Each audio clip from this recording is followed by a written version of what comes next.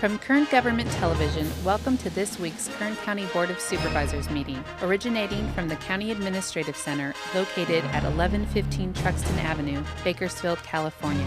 Kern County's vision is to create and maintain a customer-centered county government designed to garner the confidence, support, and trust of the people we serve. Today's Kern County Board of Supervisors meeting will convene momentarily.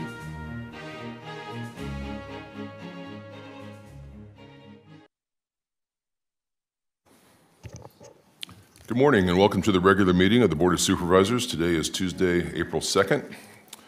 Board to reconvene. First item is roll call. Supervisor Gleason. Here. Supervisor Scribner. Here. Supervisor Maggard. Supervisor Couch. Here. Supervisor Perez. Here. Thank you. The next item is flag salute. It's going to be led today by Faraz Hasta. He is representing the Garces men's varsity soccer team here today. And please remain standing at the conclusion of that for a moment of prayer, silence, or meditation, whichever you prefer. Please join me in the Pledge of Allegiance. I pledge allegiance to the flag of the United States of America and to the republic for which it stands, one nation, under God, indivisible, with liberty and justice for all.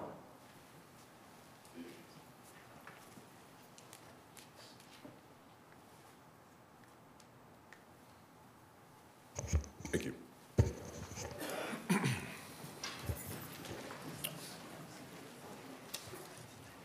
Next item is the consent agenda. All items listed with a CA or C above the item number are considered to be routine and non-controversial by county staff. We can act on all in one motion. If there's any member of the public who would like to pull any of those items for separate consideration or make a comment about any of those items, we're going to let you do that here as soon as I let you know what's on the consent agenda. The consent agenda starts on page 2, consists of items 1 and 10. Goes on to page 3, items 13 and 15 through 19. Page 4, item 20, 23, 25, and 26. Page 5, all the items 27 through 34. Is there anyone here who would like to pull any of those items for separate consideration or make a comment about any of those items? Seeing none, I'll return to the board for a motion on consent. Motion on consent. Second. You have a motion and a second. Please cast your votes.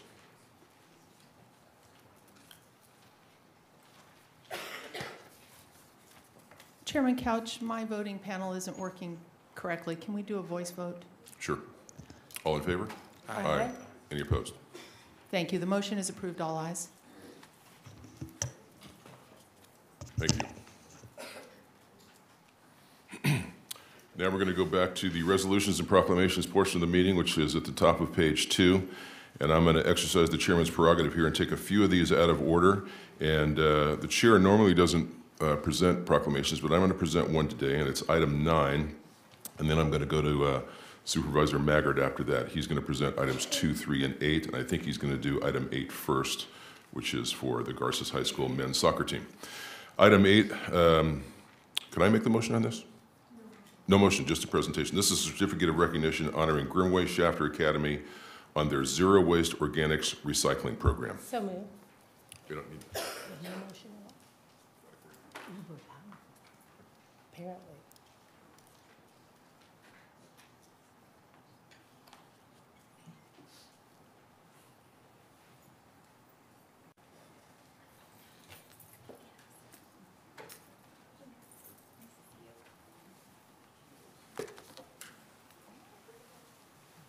Let's assemble.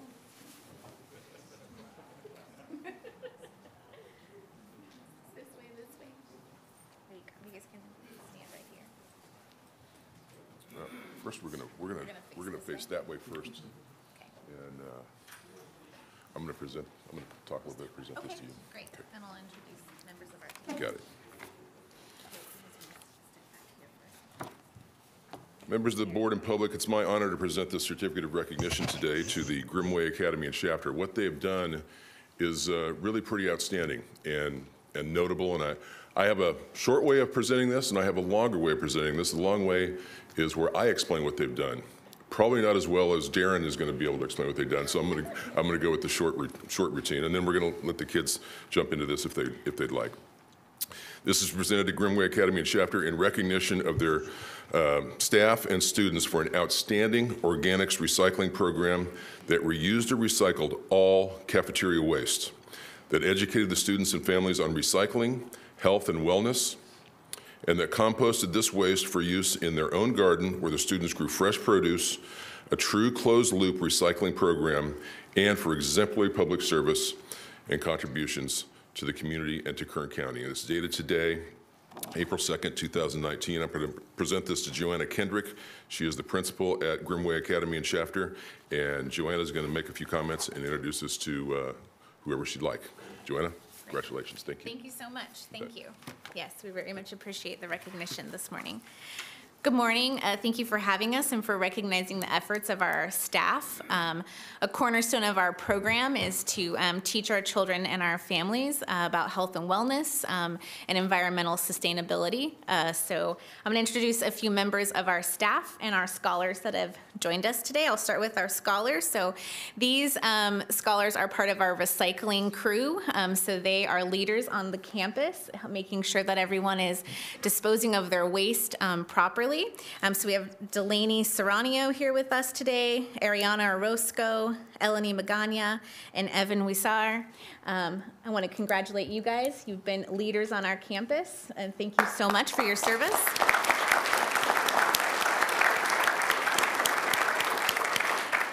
And then we also have with us today our head chef, Anna Melby. Anna works in collaboration with Darren Williams, who I'll have say a few things in just a moment. Darren is our facilities manager, and he, along with Linda Martin, who will have come up at American Refuse, their partnership is really what has made this possible on our campus, and we're also very grateful for their service and contributions. So Darren and Linda, you want to come up and say something about the program?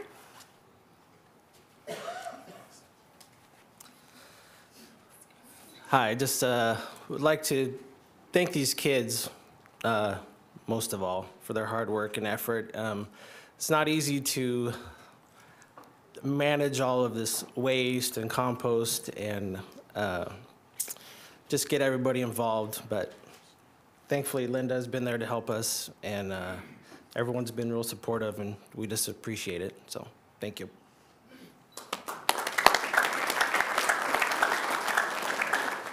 Good morning, everyone. I just want to say how honored American Refuse has been to be a part of this. This is something that has been a great example for not only our small city, but other schools in our county and state. And I just appreciate the collaboration with Darren Williams and Anna Melby and Joanna Kendrick for letting us come in and be a part of this great full circle recycling. It has not only stemmed at the school, but has gone out into our community, and we really appreciate everything that they have done. Thank you. Take some pictures. Yeah. Hello. Let's let. You're almost as tall as me now. It's ridiculous.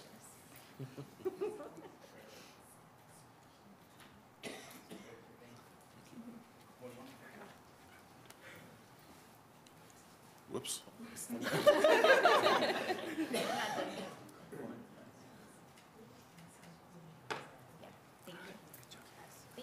Great job.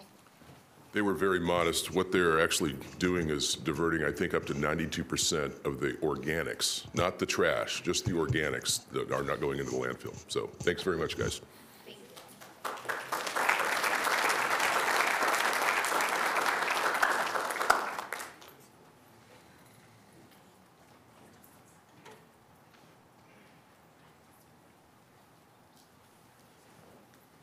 Thank you. Next, we're going to take up items 2, 3, and 8.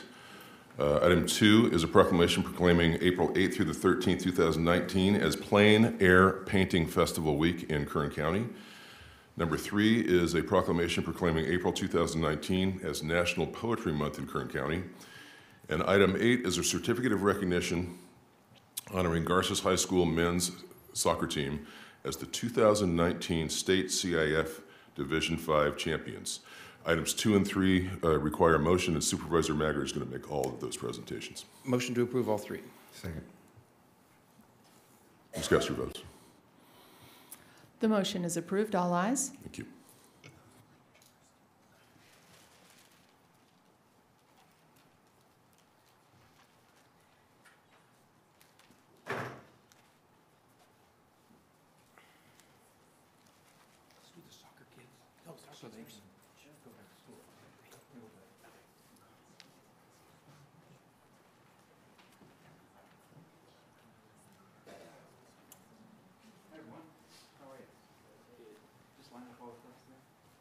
Screen right there, and that's where you're on TV.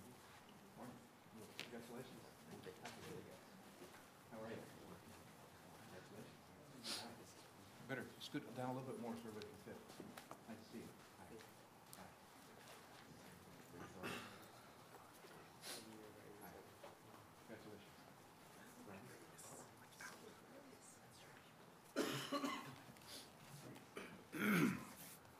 Well, it's not every day that we get to have state champions here, but we've had an extraordinary season, so to speak, in Kern County, because last week we had a state championship basketball team here, and this week we have a state championship caliber soccer team here, and I am very happy to be here today to be able to recognize that. I'm joined by the Garces Memorial High School soccer team, and Robbie Gauk is the coach. Why don't you come up and stand next to me?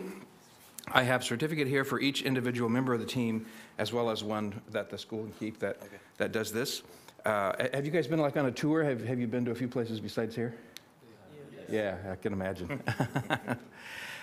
What I think is great about sports is that it teaches you teamwork, it teaches you what can happen when you work together, and behind me are a group of young men that will, for the rest of their lives, share a common bond. They will think about what happened this year. They will not forget the relationships that they have with these members of this team. Someone on this team is the guy who makes everybody laugh. Who would that be? Aldo. Yeah, Aldo. Where's Aldo? Hey, Aldo. Aldo's the guy who makes everybody laugh. Somewhere on this team is somebody who, when there's a problem and they're standing around in a team meeting, people look to this person when they speak. Somebody is a natural leader or two amongst you. So, you know who that is already? Okay. So, Angel. Who's Angel? All right, Angel. Is that true, Coach? That would be Angel. Okay. So these relationships are going to stay the same for the rest of their lives. And it is because they have persevered through a most difficult, long season. They have come to moments when they had to gut check themselves because they didn't know if they could finish, but they did. There were moments that they thought that they were lost, but they found their way back. All the lessons in life that help us persevere and be successful in life, these young men have demonstrated, and that's why we celebrate them today, because they have done this extraordinary thing that has to do with human character, and the sports and the championship are just one evidence of that. So this is Coach Robbie Gauk, and I'll let him say something in just a moment, but I wanted to just give you this certificate. It's a certificate in recognition of Garces High School men's soccer team, and recognition and congratulations on winning the 2019 Division V State Championship, and for exemplary public service and civic contributions to the community in Kern County, signed by all 5 members of the Board of Supervisors. We are proud of Garces. We are proud of the great example that you keep turning out year after year of young men and women there. But today we particularly celebrate this soccer team. So, Coach, great job. We're grateful for all you've done for our community. Here's this for you and one for each member of the team. Would you like to say something? Yeah, I can say something real quick. Just first off, thank you everyone for having us here again. Just real quick on our season, you know, we start back in October. A lot of these guys are doing other sports, cross country, they do club soccer, they do different activities, but they're out there with us first day of October all the way up until March 1st. Just growing, you know, I've been around soccer for a long time, and this is one of the most team focused, just like a family atmosphere team I've been around before. And they really proved that this year with everything they accomplished, and they deserved everything. We went on the last 10 games, I believe we went 10-0. We allowed 2 goals. The state championship game, you know, we won 2-0. Our goalie, Jaime Tiscarino, he had 19 games this year where the other team scored 0 goals. So just I could go down the list of every single player, of all the accomplishments, everything they've done this year. It's just been a great year, and we're excited. Thank you very much. Congratulations.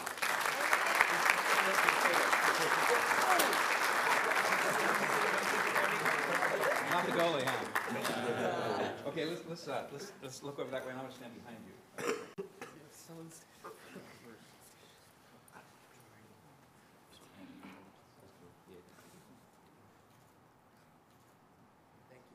Congratulations, fellas. Thank you.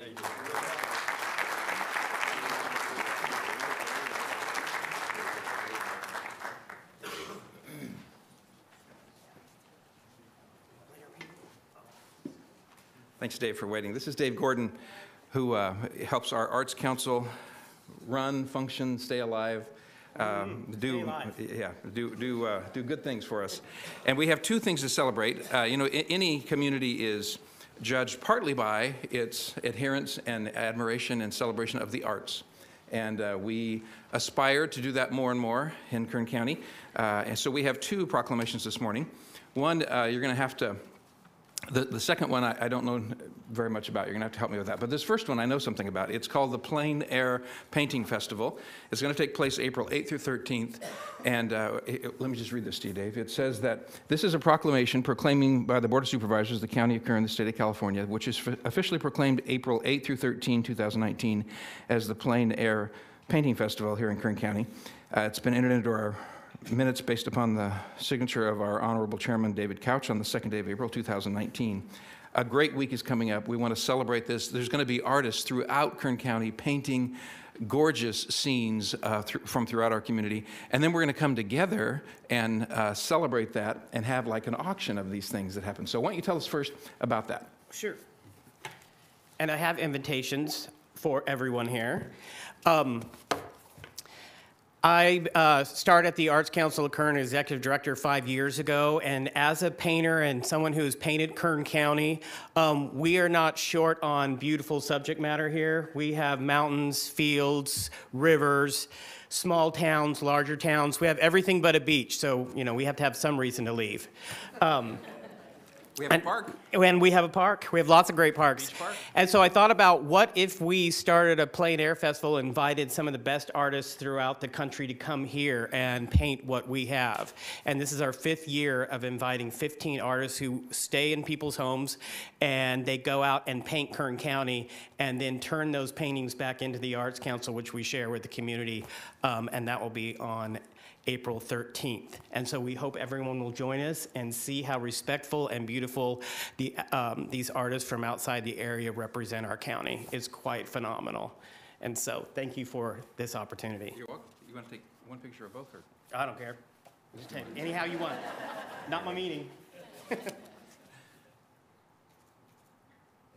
you. However you want to do it. Okay, our second one is a celebration of poetry. You can have a poet talk to us? Yes. All right, very good. I look forward to that. Okay, I'm not near as, I can admire art and I can admire poetry. I can attempt to draw something. I'm not nearly the same if I try to put words to paper and move people. So poetry it moves the heart, it causes you to contemplate, it causes you to think about what has never existed before. It takes you to another place, just as the beautiful artwork that we see, but words do the same thing. And that's why we want to celebrate this proclamation, proclaiming that April 2019 is National Poetry Month in Kern County, evidenced by the signature of our Chairman, the Honorable David Couch, on this is 2nd day of April. So tell us a little bit what's going to happen this month, and we'd love to hear an example. Okay, great. Thank you. There you go, Dave. Thank you, Supervisor Maggard. April is National Poetry Month, and 2 years ago we were approached by Portia, right here, who is an avid poet and supporter of the poets in Kern County, and she said... And a former employee of Kern County. And a former employee of Kern County. Sure. And she said we don't have a poet laureate like other counties do, and so we went after what it took to nominate a county poet laureate. And so a month ago, we awarded our 2nd poet laureate for a 2-year stint, and Portia put together the committee to pick Matt Woodman, who's behind me, to represent Kern County in all things poetry. And so this month we have a variety of activities that are listed on the Arts Council Kern website. And we have invited him here to read an original piece. And so we thank you, and go out and write a poem. All right, great. Right now, listen to one. Thank you for coming to join us. This is a poem that I'm also going to read on April 24th at CSUB. We're going to have a celebration for National Poetry Month starting at 6 o'clock, featuring poets from across the community. So some of them will be students, some of them will be faculty, some of them will be associated with Writers of Kern. Portia Choi will be there reading her poem. So I encourage everyone, I would like to invite everyone to come out to CSUB on April 24th at 6 o'clock. And there will be, everyone who comes out will get, where's the little camera? We'll get a copy of this book, which is an anthology featuring the poems that everyone will be reading that night. So you come out, you get to hear some great poetry, and then you get to leave with a book. It's all free, it's all free. So come out and have fun. And this is one that I wrote for the collection. It's inspired by Merle Haggard and his song, The Fugitive. So it starts off with a little epigraph from that song that goes, "I'd like to settle down, but they won't let me." That's not my line, it's a great line, but that's Merle Haggard's line. And then my poem follows, and it's inspired by Merle Haggard's life. So here we go, The Fugitive. Who wouldn't want to shed their stripes in the shadow of Mount Shasta, the most voluminous stratovolcano astride the Cascade volcanic arc? Of the 5 essential features of the phonograph, Edison opens with captivity and permanent retention of all manner of sound waves, previously stamped fugitive, reception as a correlative of regulation, San Quentin, California's oldest prison, and the state's only death row, or at least it was. Escapes may be divided into voluntary and negligent, actual or constructive, Haggard's parole and then pardon, inexorably linked to his band of strangers, and the bird's eye maple Fender Telecaster with a 2-tone sunburst finish.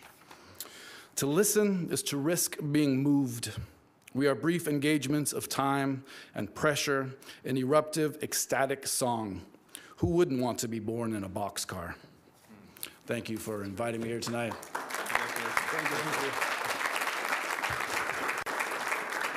To listen is to risk being moved. Man, those are powerful words. So very, very good. Let's take a little photo together. Okay. Portia, why don't you stand in front? You want to get it too? Yeah, come over here. I'll go right behind. I can get in front of him. He's so tall.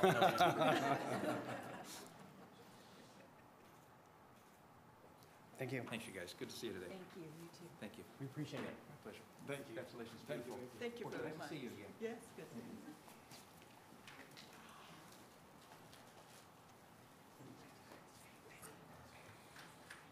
Thank you. That takes us to item 4, which is a proclamation proclaiming April 6th as Scottish Gathering and Games Day in Kern County. This proclamation will be made by Supervisor Scribner. Thank you, Mr. Chairman. Motion on proclamation. Good motion. And a second, please cast your votes. The motion is approved. All ayes.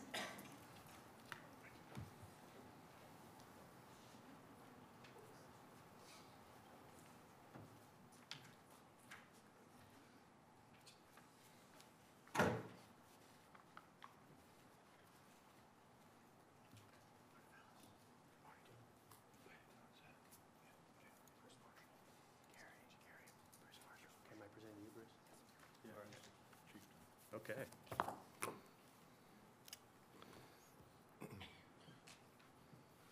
Well, good morning, Mr. Chairman and members of the board. This coming weekend, April 6th and 7th, the Kern County Scottish Society will hold the 24th annual Kern County Scottish Gathering and Games Day at the Kern County Fairgrounds. Every year, the Scottish Society holds a festival to display traditional Scottish cultural events such as Celtic music and Celtic rock bands, herding dog demonstrations, jousting, Viking demonstrations, bagpipe bands, pipe and drum competition, and a haggis hurl and Bonnie knees contest, the March of Clans, and much, much more.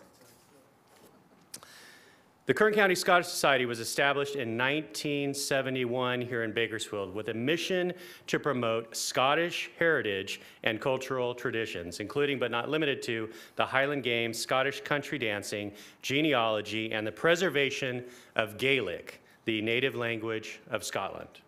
Come out and have a bonny good time.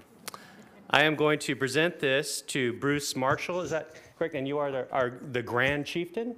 Chieftain. The Chieftain, sorry. The Chieftain of the Scottish Society here. And the proclamation reads, the Board of Supervisors, County of Kern, State of California, has officially proclaimed April 6, 2019 as the Scottish Gathering and Games Day in Kern County. And this recognition has been entered into the official board minutes, signed by our honorable chairman, and I'll ask Mr. Marshall to come on up. Chieftain Marshall, there you are, sir. Would you like to say a few words to us? Sure. Good morning, ladies and gentlemen, board members. This weekend is our 24th annual Scottish Games and Gathering. It's going to be at the Kern County Fairgrounds.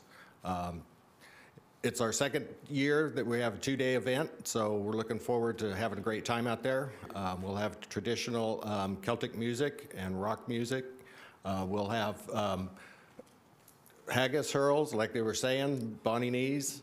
We'll have food vendors, merchandise vendors, and of course we'll have haggis. So hope you can all make it out. We're looking forward to some great weather, and it ought to be an exciting weekend. All right, thanks so much. You guys want to get a picture?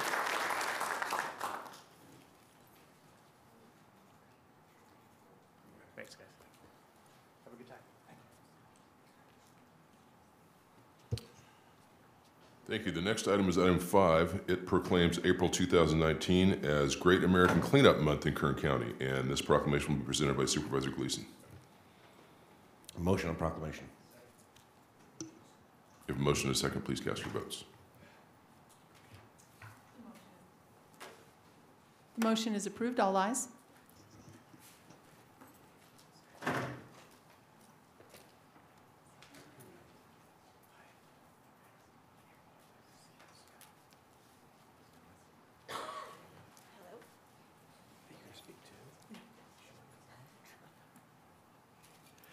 Thank you. Great opportunity. Thank you all for coming here. Madam Mayor, thank you for being here. It's an honor for me to stand before you and offer a proclamation to announce that the Board of Supervisors of Kern County, State of California, has officially proclaimed April 2019 as Great American Cleanup Month in Kern County. So in that sense, and it's signed by Honorable Chairman Supervisor Couch, Chairman Couch. What this is all about is taking some time from our busy schedule to recognize the beauty of Kern County and to honor that beauty in an effort to go throughout the county and take time and clean it up and make it look its best. Everybody needs a haircut once in a while, and April's when we do ours here in Kern County. One of those events that we're going to be sponsoring happens this Saturday in Bakersfield, and I have some people here from Keep Bakersfield Beautiful Coalition who are going to kick us off and alert us to what their plans are for making a Kern County beautiful, and especially focused on this Keep Bakersfield Beautiful. We're expecting over 2,000 volunteers to participate in the trash cleanup, debris, planting trees, abating graffiti, and painting murals on walls and electrical boxes throughout the town.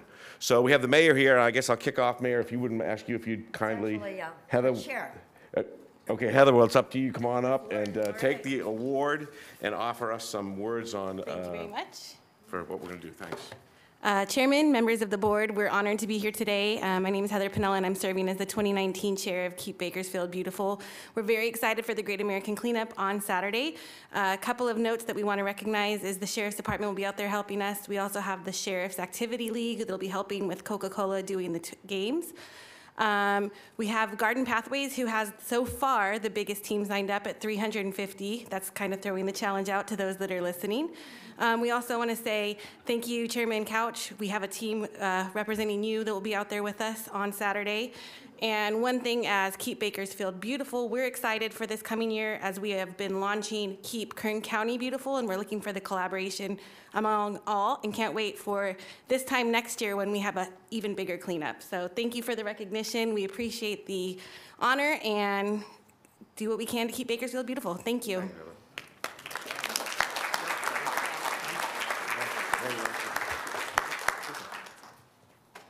Okay, let's get some pictures then.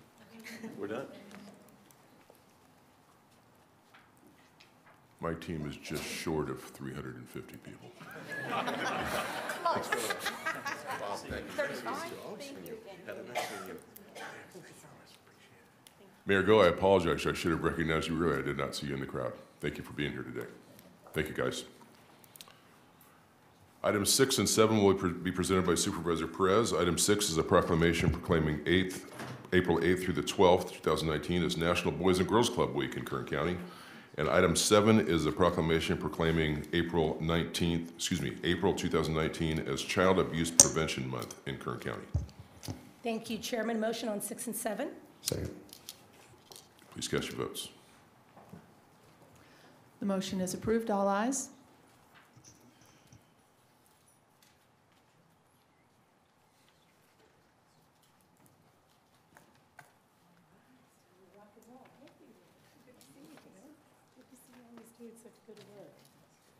Chevron's in the house. All right. Nice to see you guys.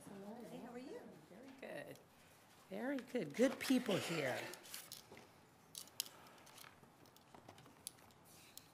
Well, good morning, Chairman Couch and fellow supervisors. It is with a full and grateful heart that I make this presentation proclaiming the week of April 8th through the 12th, 2019 as National Boys and Girls Club Week in Kern County. Boys and Girls Clubs are places where dignified futures begin. They are at the forefront of closing gaps in academic achievement, in promoting healthy lifestyles, and of course, developing good character and citizenship.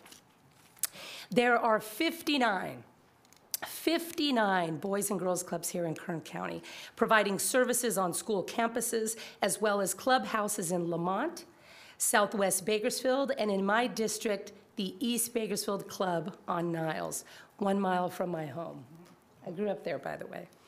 Our 12,000 members in Kern County are celebrating National Boys and Girls Club Week 2019, along with some 4,000 clubs and more than 2 million young people nationwide. 2 million young people nationwide. On behalf of the Kern County Board of Supervisors, we congratulate you for all that you do for this community. And I proudly, humbly, and with a full and grateful heart join my colleagues in proclaiming the week of April 8th through the 12th, 2019 as National Boys and Girls Club Week here in Kern County. I am joined by a host of folks here. I see Chevron's in the house. I see Rob Ducal is here. Thank you very, very much. You give so much to our community. And of course, Gloria Williams, board member, correct? Gloria? Come on forward. We'd love to hear from you. This is a proclamation, which is a small token of appreciation for all that you do for this community and beyond. Thank you so much, Supervisor Perez, and to our distinguished Board of Supervisors this morning. We are honored to be here. I'm here along with board members Rob Ducot and Adam Alvitris, as well as our staff members, Maggie and Linda. And first of all, I would like to thank the Board of Supervisors for this proclamation designating April 8th through the 12th, 2019 as National Boys and Girls Club Week. And we humbly accept this declaration. National Boys and Girls Club Week is a week-long celebration. Boys and Girls Club across the country and on U.S. military installations worldwide, showing how Boys and Girls Club support and advocate on behalf of kids and teens every day.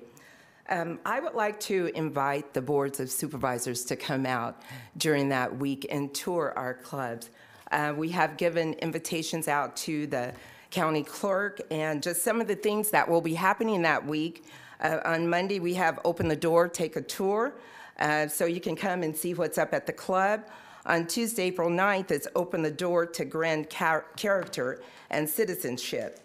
And our club members will be participating in Be a Star, and it's an anti-bullying program. And then on April 10th, Open the Door to Academic Success.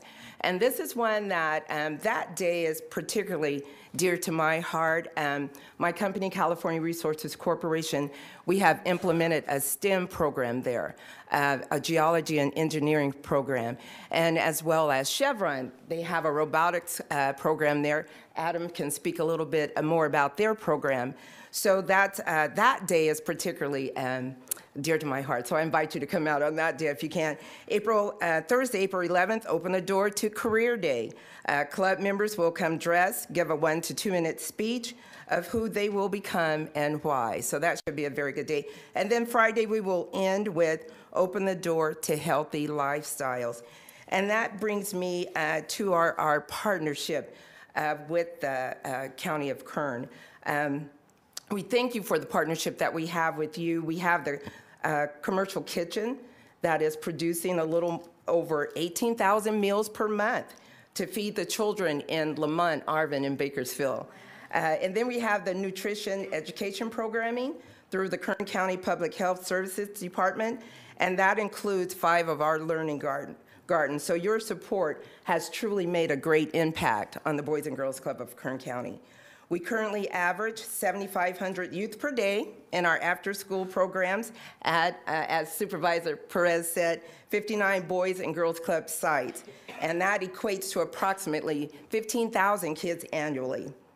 And I must say that 2 of my granddaughters go to the Boys and Girls Club, and because of the mentoring and tutoring programs that they have there, I can truly say that they are excelling academically, so I believe in that program. And I would be remiss if I did not mention our mission, and that is to enable all young people, especially those who need us most, to reach their full potential as productive, caring, and responsible citizens. So I can truly say that great futures start with the Boys and Girls Club of Kern County. Thank you for the proclamation naming April 8th through the 12th, 2019 as National Boys and Girls Club Week. So at this time, does any of my, Rob, Adam, would you like to add on to what I've said? Sure. Thank you. Good morning, Mr. Chairman, members of the board.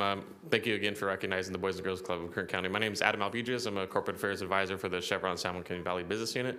More importantly, I wear this badge, board member, proud board member of the Boys and Girls Club of Kern County. As what was clearly what you heard today is a constant reminder of how vital the Boys and Girls Clubs are to Kern County. You've heard it before, kids have a number of opportunities to enhance their leadership in academic enrichment, robotics, STEM programs, geology clubs, arts and music, and most importantly, they come to a safe haven provided by the staff, and hot meals don't hurt as well. So Chevron's a proud partner. We appreciate the recognition and appreciate the staff and the community for supporting this effort. Thank you. Outstanding.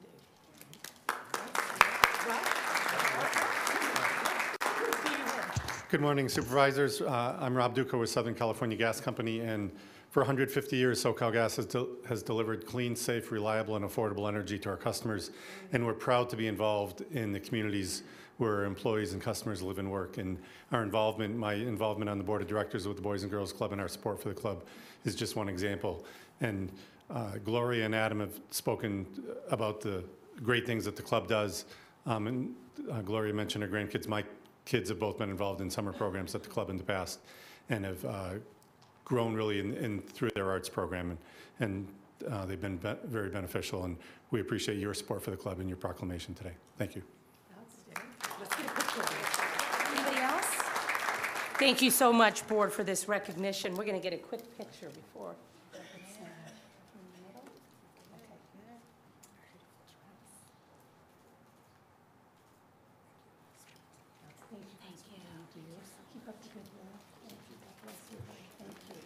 Thank you, guys. Chairman number 7 is April 2019 is Child Abuse Prevention Month in Kern County. I see Dina Murphy. Oh, we did share memos. Very good. Hello, everybody. Nice to see you. Very good to see you. Look at this team. This team of guardian angels. Thank you, Chief. Donnie, the one and only. Hello, Chief. Very good to see you. Chairman and fellow supervisors, our Department of Human Services is committed year-round to keep Kern County children and families safe and protected. Each April, we are given the opportunity to highlight and bring awareness to the issue of child abuse here in Kern County in ways in which we can prevent and mitigate the impacts. I would like to commend the Department of Human Services for bringing this proclamation forward. I would also like to recognize Kern County Network for Children, the guardian angels that they are, the multi-faith, faith-based communities, and the many partner agencies for the roles they play in working together to put an end to child abuse here in Kern County. Dina Murphy, thank you for really caring about this issue. It shows in your work and in your spirit, which is quite a legacy. The floor is yours, Dina. Thank you so much, Supervisor Perez.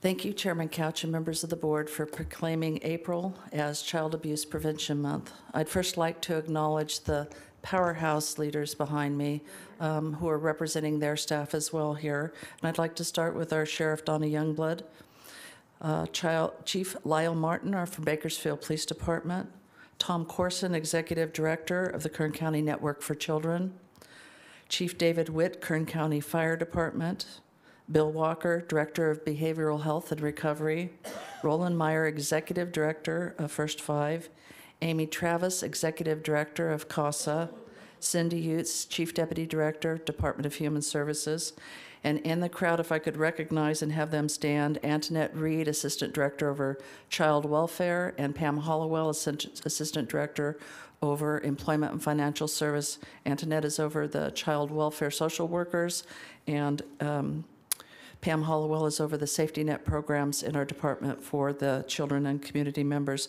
They're also joined by some of their management staff, if they would stand as well, and some of the social workers are joining us today. And of the social workers, I would just like to say, you are the guardian angels. You know, you are 24/7. You don't sleep with there's a child in harm. You work tirelessly to protect them and to advocate for them, and we appreciate you so very much. Yes, Julie.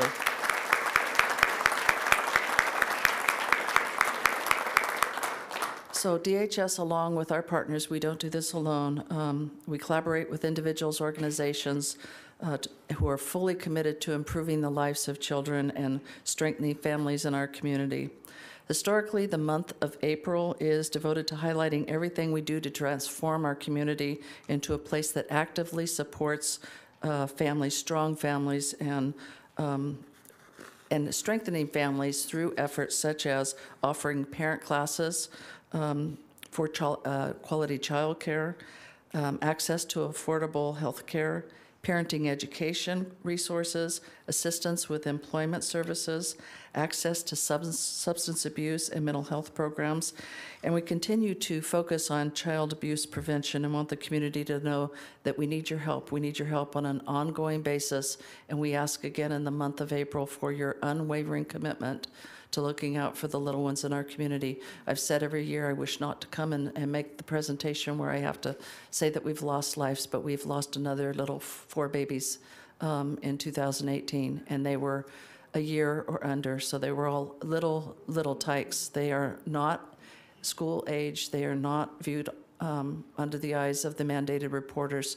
It's really incumbent upon family members to look into those environments. So, you know, the aunts, uncles, grandmas, grandpas, neighbors, anyone who feels that there's something wrong, and some of the triggers that they should be looking for are isolation or stress, loss of job, inability to pay bills, arguing going on, alcohol or drug abuse, mental issues, or personality changes. Just some of the things that family members and friends should be aware to look for. If you suspect that there's something wrong, if you suspect that anything is wrong, just give us the opportunity by reporting to CPS. I've had people say to me, you know, I don't know if this is big enough to report. It's big enough to report because you don't know what's going on behind closed doors. And the critical thing about that, we're very blessed in Kern County to have Tom Corson, who's over our differential response, Kern County Network for Children. So if legally a report does not elevate to allow the department to go out and investigate, we still have the ability to make a referral to differential response. They go to the home, they offer resources, they de-escalate, they keep individuals from ever heightening to the point of having to come into the child welfare system. But they circle those families like a team. So in the community, if you have a concern that someone is uncovered or has stressors, some family, particularly with these little babies that aren't being watched by anybody else, give us a call, because we can offer supports that don't even bring them into the system if it doesn't elevate to that level. The good news in Kern County is the team of leaders behind me. It's the individuals who fight the fight every day and link their arms hand in hand and ensure the protection of the children and the families in Kern County. We collaborate like no other, and it's why we're in better shape in so many areas than other counties are. But you really do have a band of very special individuals behind me, and again, all the staff that they represent by standing here.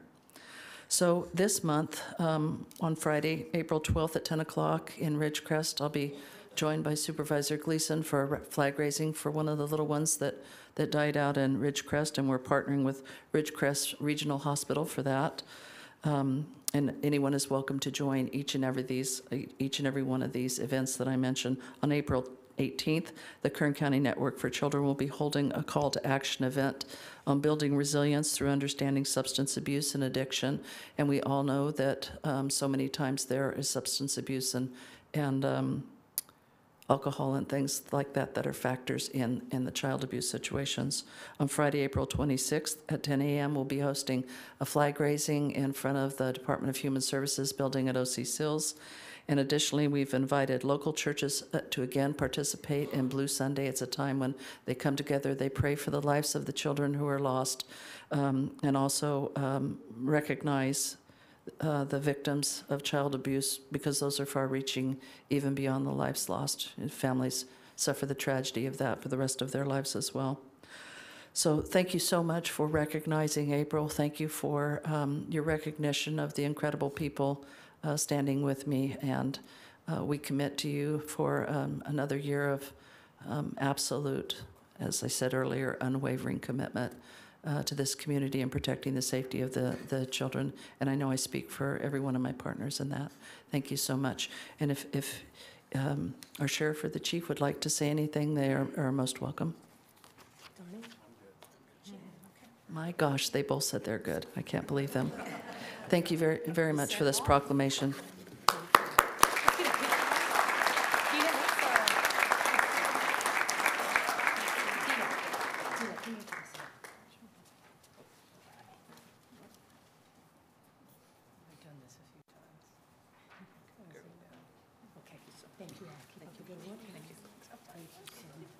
Thank you all for all your hard work and for all the staff that you each represent for their work.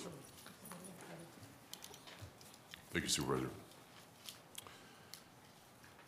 Next item is item 11, public presentations. This portion of the meeting is reserved for persons to address the board on any matter that is not on the agenda but is under the jurisdiction of the board. Is there anyone here who would like to make a public presentation? Yes, ma'am. Please state your name and proceed. Good morning, Lynette Bailey. I'm with the Palms at San Loren. I'd like to introduce us to the community. It's a new active senior living community in the Rosedale, San Loren area. Our residents enjoy elevated and independent assisted living, as well as memory care. Amenities also include a full-service salon, whirlpool spa and massage room, large high-def TVs in common areas, as well as a high-definition movie theater. We have a full-time activities director and a large activity room, along with transportation for excursions and appointments. Meals and housekeeping services are also included, and we offer restaurant quality, elegant dining. The community also provides high-speed Wi-Fi and cable for our residents. We invite you to our ribbon cutting Wednesday, April 17th at 4 p.m. The grand opening will be hosted by the Chamber of Commerce as well as the Palms at San Loren, and we hope you will all join us. Thank you. Thank you.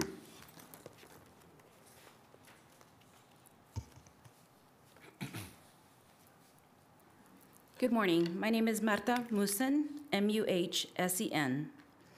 It is a pleasure to introduce myself as the Interim Executive Director of the Kern County Family Justice Center. After its one-year anniversary, the FJC continues to offer services to victims of crime, including those of domestic violence, sexual assault, and human trafficking. Since our doors opened in January of 2018, 1,940 victims have sought services at FJC. The victimization types are as follows. 1,502 were victims of domestic violence. 420 were victims of sexual assault. 33 human trafficking. 48 elder abuse and neglect. 369 of these self-described as victims of stalking or harassment. To help illustrate your districts, from District 1, we served 179 victims. From District 2, 257. District 3, 528. District 4, 176. And District 5, 562. 146 victims were noted as homeless, while 102 victims did not report an address. 1,940 citizens of Kern were provided services by multiple agencies at one single location, under one roof. We thank you so much for your support. Ensuring that our residents know that we continue these services is key, however. That is why outreach is a central focus for us this year. This, of course, includes our presence at next Tuesday's Victims' March. Crime Victims' Rights Week in Kern County, as recently proclaimed, is next week. A week from today, the District Attorney's Office will hold its 7th Annual Victims' March at 4 p.m. at the Liberty Bell. We invite everyone to attend, and I thank you for your time. Thank you. Other public statements? Good morning. Morning. Greeting members of the board. My name is Michelle Salazar. I am a social service worker with Kern County Department of Human Services in the Child Welfare section. I have been a Kern County employee for 11 years, and I'm one out of 4,500 members of SEIU 521. 521 is a community of individuals that serve the most vulnerable residents of Kern County. Those who serve and to protect the children and elderly, those who serve those with mental ailments, monitor and prevent contagious diseases, maintain clean parks for our families and children to play, keep our roads functional, and help abandoned and neglected animals. I stand before you today to both offer praise and to make a plea. Recently, you approved a reclassification for sheriff deputies and approved an F-step for detention deputies. I can only define both of those moves as both brave and bold. As a county employee, I thank you for taking those steps. Most county departments are facing a crisis at this time. Retention issues are rampant in county employment. The truth is that all county employees would benefit from reclassification, F-steps, and cost of living raises. I could speak all day about every type of employee out there that needs assistance, but as April is Child Abuse Awareness Month, I'm going to highlight the child welfare social workers. Just yesterday, our fearless leader and director, Dina Murphy, published an article that she wrote. In there, she noted that in 2017, 17,928 referrals of child abuse and neglect were reported and investigated. The area of child welfare that investigates these referrals is called emergency response. It's a unit of roughly 40 to 50 social workers. This means that these workers are working 1 to 2 referrals every business day. That leaves 4 to 6 hours, 4 to 8 hours to determine if a child is safe or not safe and if the child should remain in the home or if the child should not. In the past 2 weeks, we have received devastating news from the news agencies that we lost 2 infants. In that same amount of time, we lost 5 experienced social workers, some that have more experience than I do. 2019 is a critical year for frontline workers like our investigating social workers because in the coming months, our bargaining team will be meeting with you at the table to negotiate a new labor contract. This contract will have an impact on the lives of our fellow coworkers, our families, and our Kern County community. We cannot achieve the goals of having a thriving community when those who serve, protect, and support the most at-risk and vulnerable individuals of our community are not served, protected, and supported themselves. When you support a county employee, you make an investment in the community of Kern County. I want to thank you for all that you have done for our community thus far. It is truly appreciated. I trust that over the coming months, the members of the board and the SEIU 521 bargaining team will work unitedly to address issues of retention and to solve the problems that are plaguing our county departments. I undoubtedly believe that together with you as our leaders, we can build a stronger, healthier, thriving Kern County that the entire community can be proud of. Last week, we had the opportunity to meet with a few of you, and I want to sincerely thank you for your time and attention. Ms. Salazar, could I ask you to bring your comments to a close, please? Okay. Thank you. I leave you with this plea that over the next several months, as we work towards finalizing a budget, that your primary goal is to ensure that every resident and county employee is supported, served, and protected, and that you do everything in your power to make county employment an attractive and highly sought-after career field. Thank you. Thank you.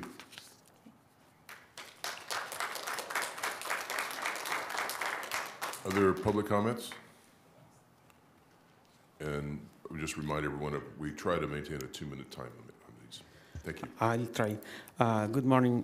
First, I want to thank you, Chair, for appointing Lorena Cervantes to the Parks and Recs Commission, which she's up there. She said that she was going to say hi.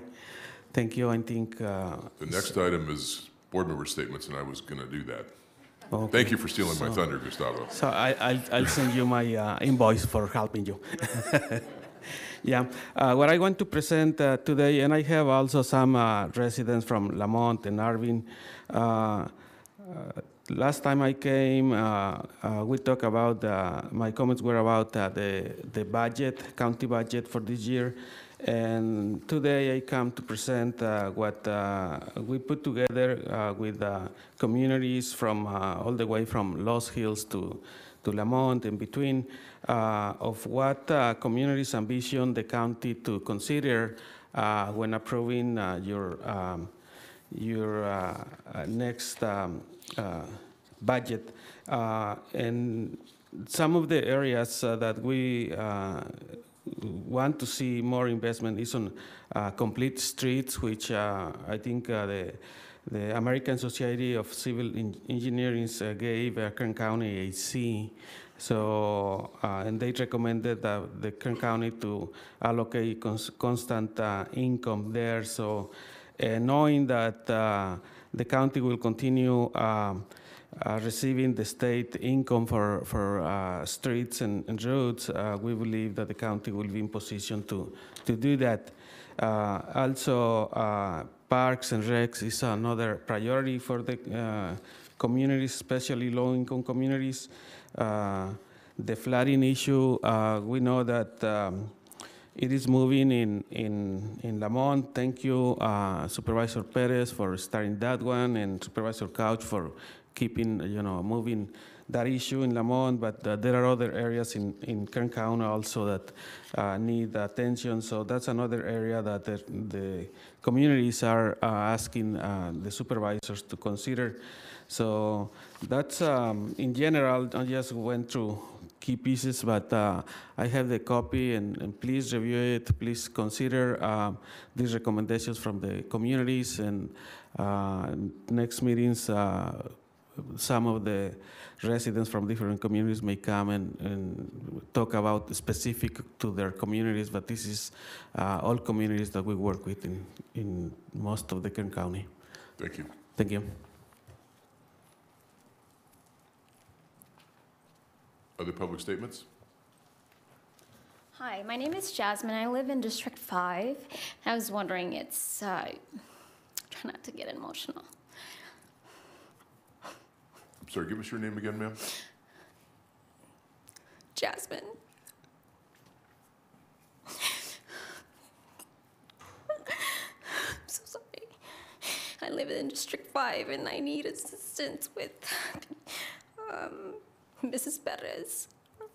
There's a lot of drug activity where I live. I've called the sheriff, BPD, the narcotic unit. We live in between two schools, elementary, Williams School and East High School. There's a lot of traffic kids pass by, families pass by, while there's drugs being sold at a specific house where I live. There's school buses passing by. This has been going on for years. Today, I'm so tired of it. So today, I'm here hoping somebody could help me to make this community better. And there's a lot of homeless people there. We try to pick up. The next day, it's dirty again. The kids need somewhere to go to play, to be safe. So I'm just here to see if somebody could help me, please. Thank you. Supervisor Perez.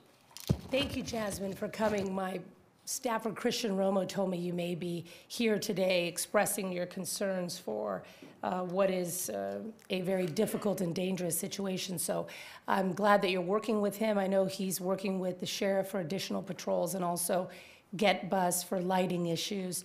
But I certainly appreciate your passion and your concern for your children. Nothing is more important.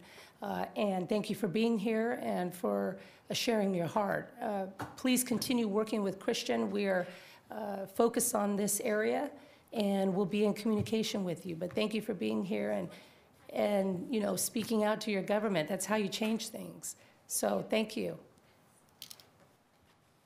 Thank you. Mr. Fox. Good morning, I'm Dennis Fox. Mr. Chairman, members of the board, last week I talked to you about ignition sources, lead and going to steel bullets. Today, you're doing in the afternoon the legislative platform. And I would like to ask you to support a specific bill, and that has to do, or could have to do, with fuel.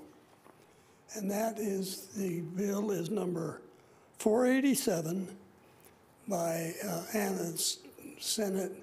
Anna Caballero. It should be Caballera, but it's a noun, not an adjective. It's for the use of satellites for doing snow surveys, and which in itself is okay and laudable. However, you may want to ask them also take a look at the dead trees. Greg Garrison of the local water agency says that is a possibility. And that way you get rid of the fuel. The fuel is, when you have a good hot fire, you don't get, you get a crust, and you don't get the use of the snow. It just runs out, does not turn into water, it turns into mud. And that's worthwhile to take a look at. So I will leave this with you. Hopefully you can contact their office and see how, and they do want support. Thank you. Thank you. Any other public presentations? Seeing none, we'll go to item 11, board member announcements and reports. Supervisor Maggard. Thank you, Mr. Chairman. I want to talk this morning about a referral I'd like to make to the CEO's office to Jose Gonzalez and to Amanda Ruiz. It has to do with what we're calling homelessness, but what I want to articulate this morning is I think it's more than homelessness. Two things have happened since in the last couple of weeks that have kind of compelled me to come forward this morning. One is I saw a video by KOMO, Como News, which is in Seattle. It's called Seattle is Dying. Many people in our community have seen it. It is a, Seattle is becoming kind of a post-apocalyptic, just a wasteland. And the concern that many people have there is that Seattle is dying. I'm not suggesting that we are Seattle, but we are beginning to show some of the same symptoms. The second thing that's happened in the last couple of weeks is 2 meetings ago, on my way home from the board, I saw a man down in the gutter, 1 block up from the corner here. And I stopped, and other people had already stopped, and he was struggling. Another guy off the streets told us he was probably struggling with spice, but he had had a seizure of some sort and had face planted on the sidewalk. horrible circumstance. We stayed there until help came. Just a couple days later, I saw a second man down and it was a busy intersection. I didn't stop. I called as soon as I cleared the intersection and reported it and got somebody on the way to go. A couple days later, I saw a third person down, face down, on the sidewalk. And this time, I didn't even call. In the course of 10 days, I went from intervening to calling to driving by. And what I think is happening in our community is people are just driving by. They are, we are beginning to take for granted what is going on around us, and I don't think we can take that for granted. So I want to make a referral this morning that asks us, it's a call to action to do something a little bit different. I don't think we're as bad off as some places, but I don't want it to get any worse than it is here. It's irrefutable that good tax-paying citizens can't go to the park anymore. They can't take their kids to the park because there's needles in the park. There's disease. There are problems at our parks, and it's not acceptable that we can do that.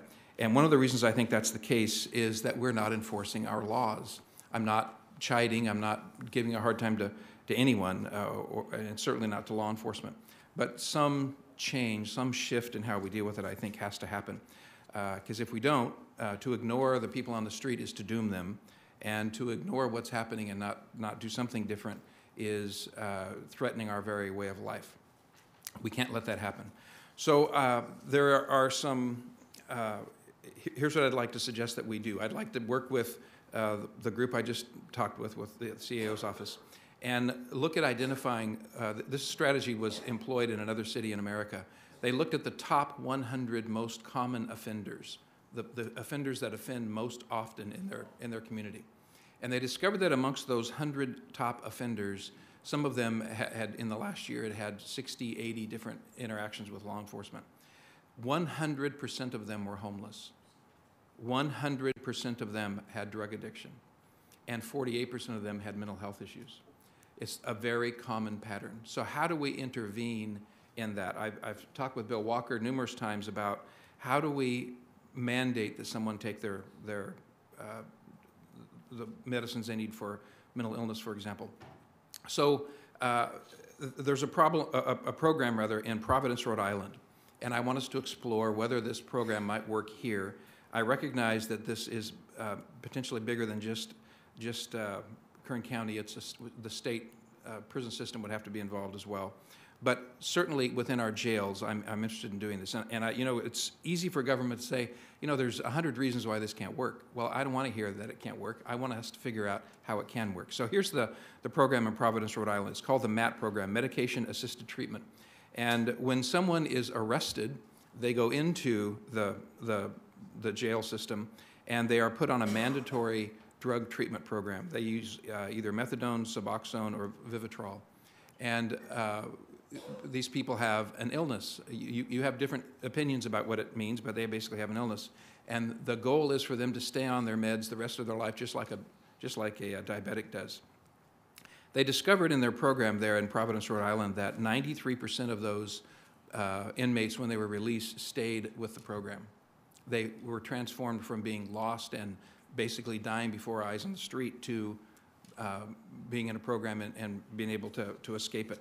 That's part of what I'd like us to explore. So the essential two elements to this referral are, I want us to explore, number one, how we enforce our laws. If we don't enforce our laws, the fabric of our community is going to come apart, and it's terribly, there's no doubt that people are frustrated by it. The second thing is that we implement a mandatory intervention program.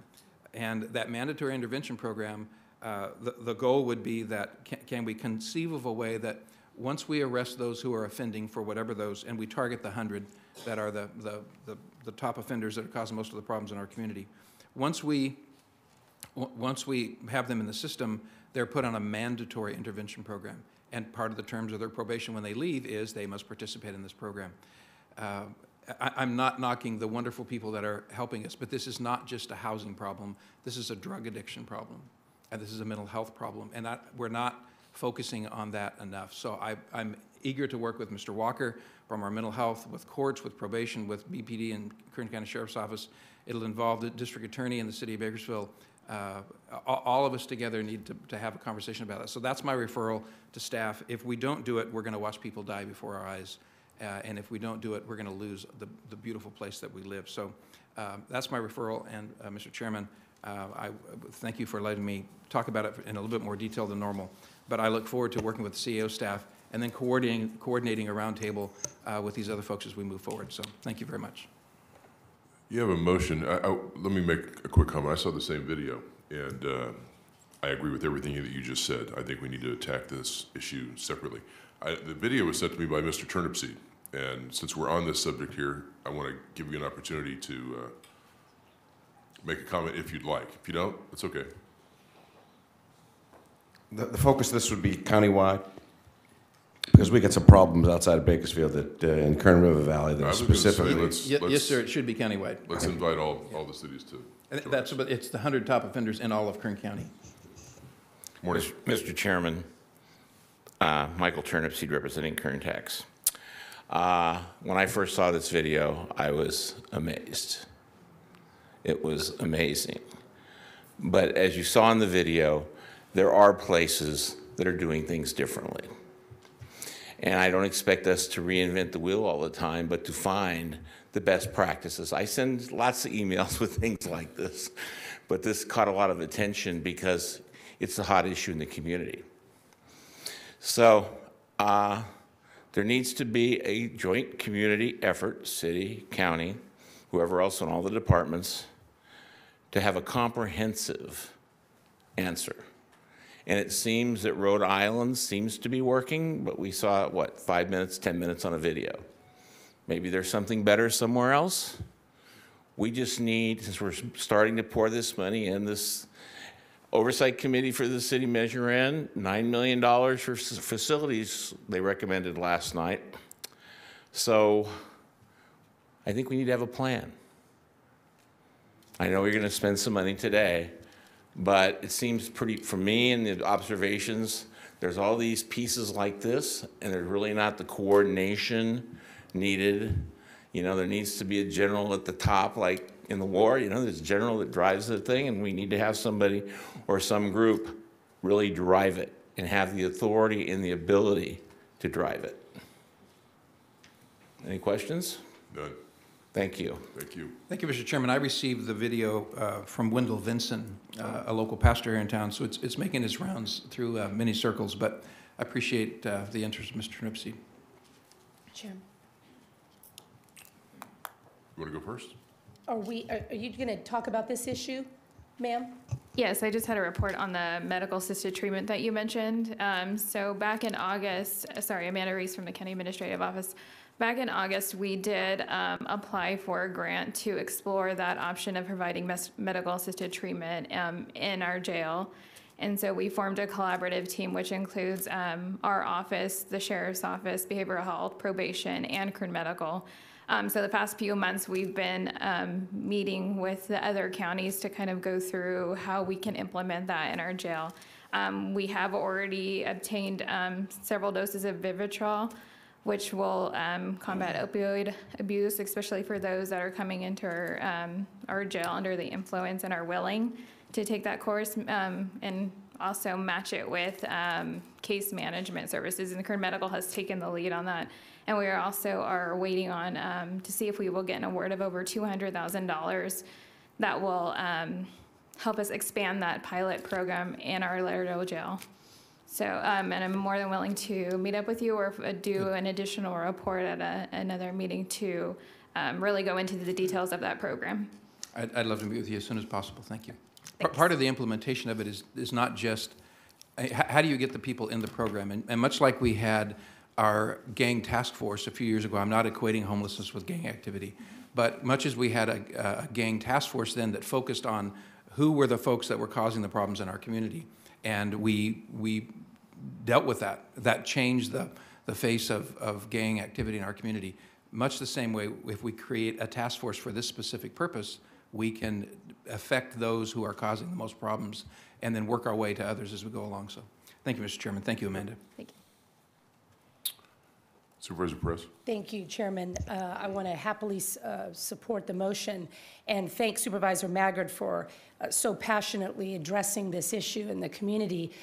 This idea of targeting the highest risk offenders, if you will, is similar to what the probation department is doing with the AB 109 process, which is to put significant resources at your, if you will, highest risk offenders, those that have the highest data points of liability and problematic factors in their life. We have started assessing those factors very early in the process so that that group emerges as the most cumbersome and the most expensive, frankly. However, when progress is made at that level, the impact and the ripple through the system is profound, and it is really the best bang for our buck. So I am very excited about this referral. Supervisor Maggard, thank you for taking this issue head on. I also received that video, to which I was horrified by, and reminded me a lot of San Francisco. I almost said Supervisor Turnipseed.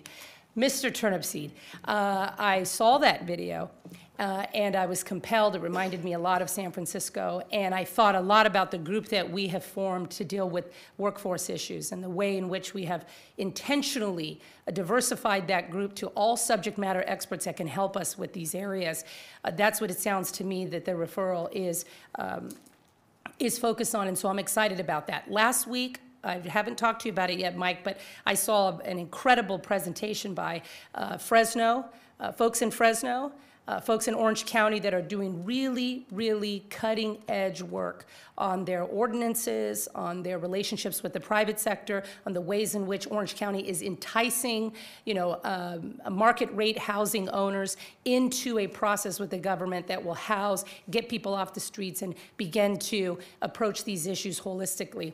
So I'm very excited about this referral. CSAC has an immense hold on this issue as we are working with every county around the state to take this issue on with best practices, identify the highest risk factors, and really target our money and target our efforts in a way that is brilliant and that will yield us the best result and that is humane, frankly. Orange County has, as I've told you before, 700 people in a riverbed. The feds came in and said, this is not okay. It has now cost them in the tune of tens of millions of dollars out of their general fund to not even really address the issue. Just in a short-term sense, come in, remove the people for 30 days, and you're talking $10 million. It's a cost we cannot afford. We're not Orange County. And it's one in which we can learn from other areas that are really being aggressive and smart and working across cultural and ideological lines to, be the best for this community and our taxpayers and all of these people that really desperately need some compassion in this mix of accountability and other factors. So again, hats off to this political direction. I gladly second this motion, and I look forward to, catching up with some other parts of the state that are really on the cutting edge. Thank you. Supervisor Scribner. Thank you, Mr. Chairman. I will certainly support the referral, and I agree with a lot of the comments that were made. One of the things that I will request that is part of this discussion is having our law enforcement, probation, and district attorney's office involved in speaking to some of the recent changes in California law, specifically Prop 47.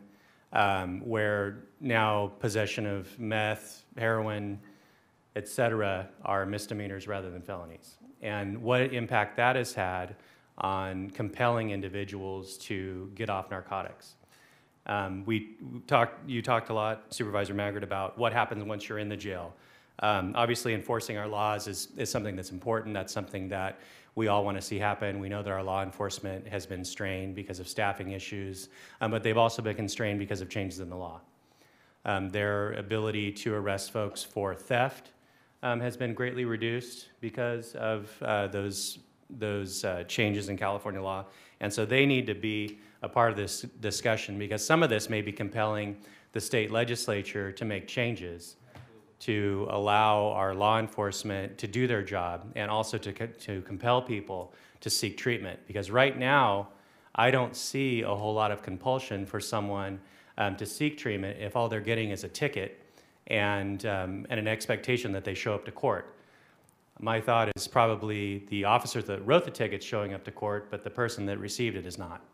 And so that, I think, needs to be a big part of this. But I appreciate you bringing this forward, and I'm happy to support the motion. Thank you, Supervisor. That's the seam that we are in that is the most difficult. Our state is going headlong in the direction of what we've seen in Seattle, for example, by decriminalizing things, and then we tolerate it, and it's in our midst, and how do we get out of it?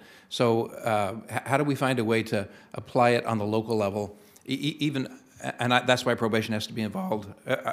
I don't need to go on, but I appreciate your guys' support, and I look forward to redoubling our efforts in that regard. You have no more comments. You have a motion and a second. Please cast your votes. The motion is approved. All ayes. Are there any other public presentations? I'm sorry, we're on board member announcements and reports, aren't we? I have one. Ms. Cervantes? Item 10, we appointed Lorena Cervantes as the 4th District member to the Parks and Recreation Commission, and I want to thank you for your service. I'd like to recognize you, give you a moment to say something if you'd like, or I appreciate you being here today. Lorena is the, I want to get it right, Executive Director of Bear Mountain Parks and Rec District. So she knows Parks and Rec, and I think she'll be a real asset on our Parks Commission.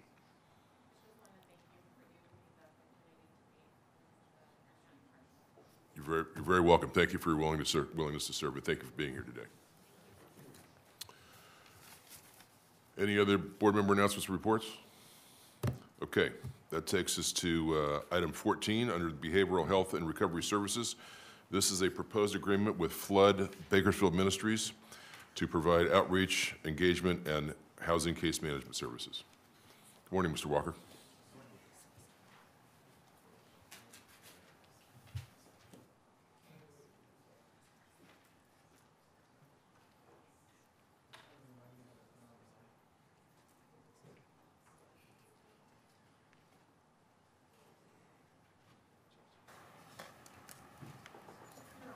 Am I on?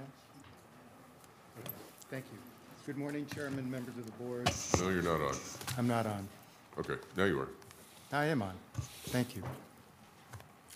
I don't think there could have been a better segue to the comments we're going to be making today, but first, I wanted to make a comment about narcotics treatment programs, go off script a little bit and follow up on what Supervisor Maggart, through the chair, had brought up. Our department in this current year is funding $9.5 million of narcotics treatment programs, which most people think of as there's different medications, but most people think of these as methadone maintenance programs, in addition to all of the other services. And I am desperate to partner, as you have suggested, with law enforcement. I very much appreciated the CAO stepping up and assigning some really great staff into the mix, as well as we would not have had the homeless count that we had if it wasn't for our CAO personally.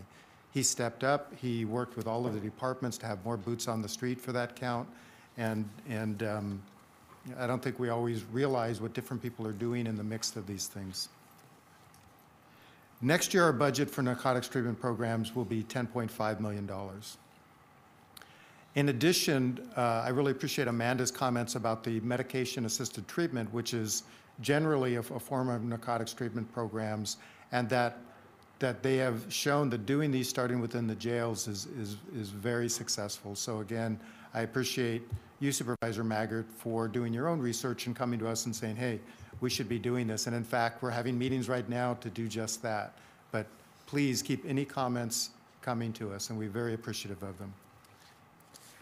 Today, I'm here to discuss the proposed agreement with Flood Bakersfield Ministries, Incorporated, to provide outreach, engagement, and housing case management services for the homeless population in Kern County. I'm joined with Lynn Corson, Administrator for Armory Department, who will be the lead on our side of this project, and with Jim Wheeler, the Executive Director of Flood Ministries, who will be actually the provider who will put the boots on the street through this outreach. I provided you a packet that on the left side of your packet, which says today on it, are the 3 forms that really cover what we're going to talk about today. The letter that we've gone over, a flow sheet that you have up on the screen, and then talking points for anyone if you're asked about what this project will do. On the right side is more about different actions that Kern Behavioral Health and Recovery Services is performing to try to help assist with the issues related to homelessness and drug addiction, including the cost value of some of those actions, but includes like our Pact for Recovery, conditional grant program, homeless outreach, which we're talking about today, and our recovery stations, which we are having another meeting in Delano this evening because we wish to open up one in Delano within the year.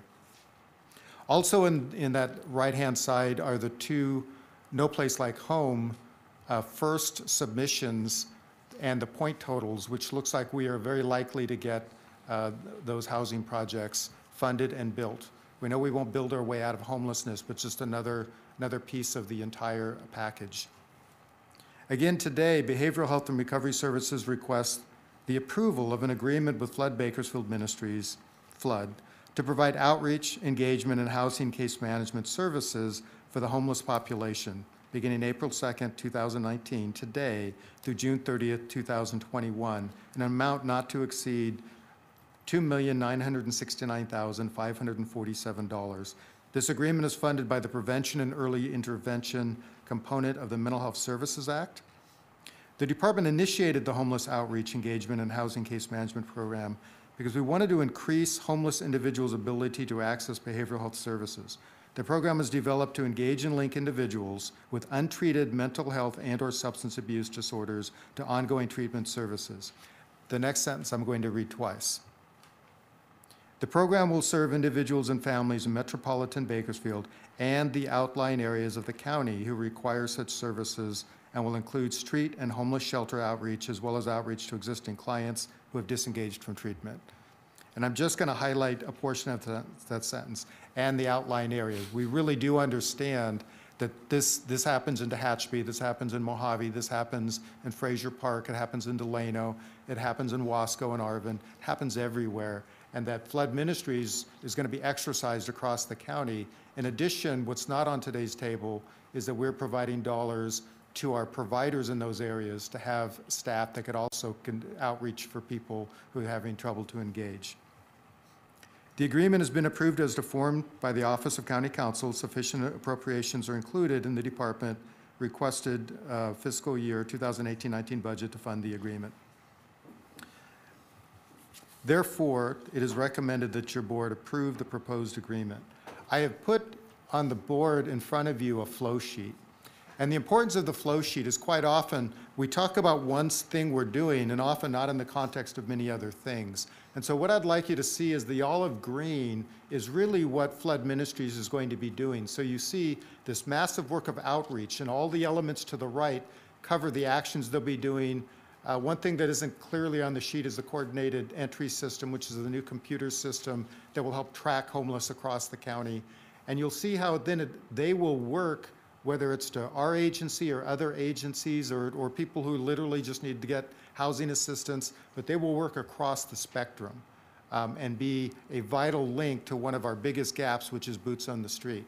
Our services aren't funded for boots on the street, which is why we've reallocated prevention dollars, pulled them out of other programs, and then put them into expert services like Flood Ministries that already know how to do this, so that we can increase those boots on the street, whether they end up being served by us, Housing Authority, or one of the many stellar programs that already exist in the Homeless Collaborative, church-run programs, whatever those programs happen to be.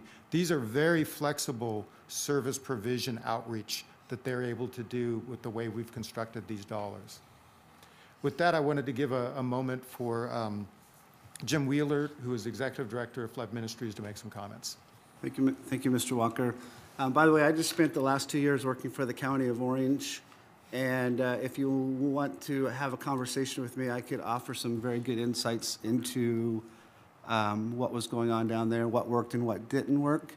I was the Homeless Services Manager, and so I have all that experience that I've brought back, learned a lot of great lessons while I was there, and I think I could use some of the information to help us in Kern County do a better job. So just putting that out there for you, for your board. The recent homeless count that was taken in January mentioned in, we found in that count, in the point-in-time count, that, and this was self-reported, that 29% of those who were unsheltered had mental health issues, and 51% of those unsheltered had substance abuse disorder issues. We recognize that that's probably underreported because it is self-reported, but I want to emphasize that this REACH contract is an important step in the right direction for our system of care as it seeks to address the needs of those who are experiencing homelessness, and your approval will allow us to expand the street outreach. We will be going out and we will be engaging those who are on the streets, unsheltered.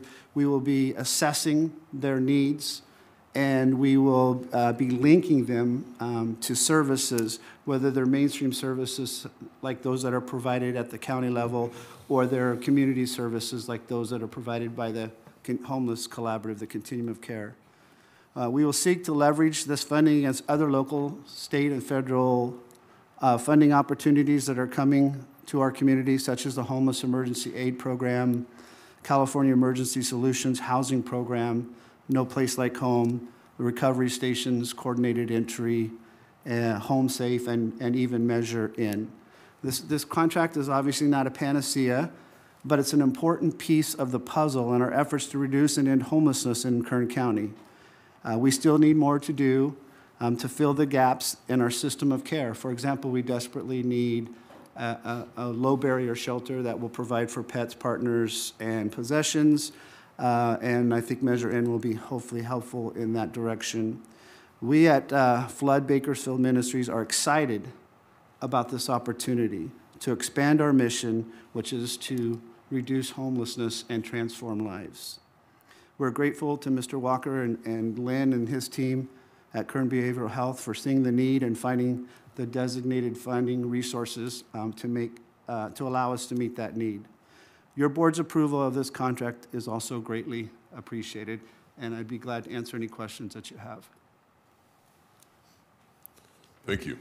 Make my final, therefore it is recommended that the board approve the proposed agreement with Flood Bakersfield Ministries Incorporated to provide outreach, engagement, and housing case management services to the homeless population in Kern County, dates as mentioned, in an amount not to exceed $2,969,547, and authorize the chairman to sign. And with that, that concludes our presentation, and we would be happy to answer any questions. Thank you very much. We'll open it up to the public first and see if there's anyone here that would like to make a comment on this item. Seeing none, I'll return it to the board. I'm sorry.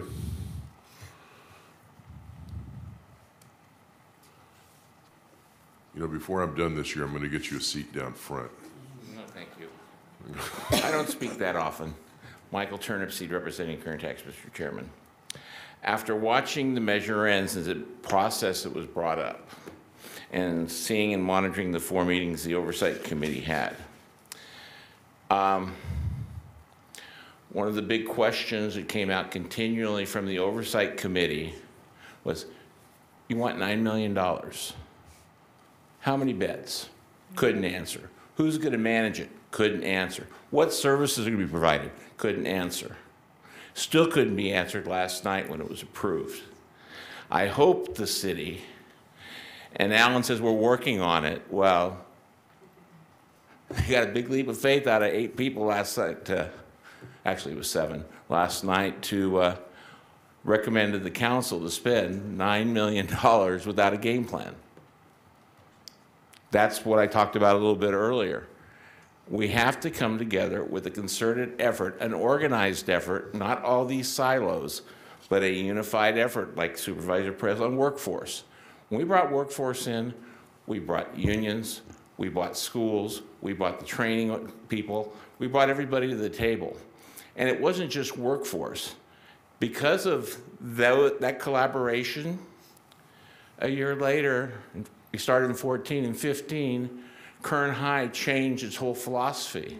Instead of building 3 comprehensive high schools with their bond, they're building 2 career training centers. They also adopted dual enrollment in 15 to address the idea of expanding and educating the workforce. And there's the pledge, there's all these other, the promise, all these different things happened as a spinoff of that task force. So you need a similar task force to say, okay, bring all the people to the table and say, we have to do better. And then let the people do their work, and with a few pushes and shoves. So I like to talk to the supervisors about that, because I really think you're the county-wide organization to coordinate this, just like Supervisor Perez did. Supervisor Maggart, you brought it up. Get some staff people to oversee this and be the face, be the lead of the homeless task force.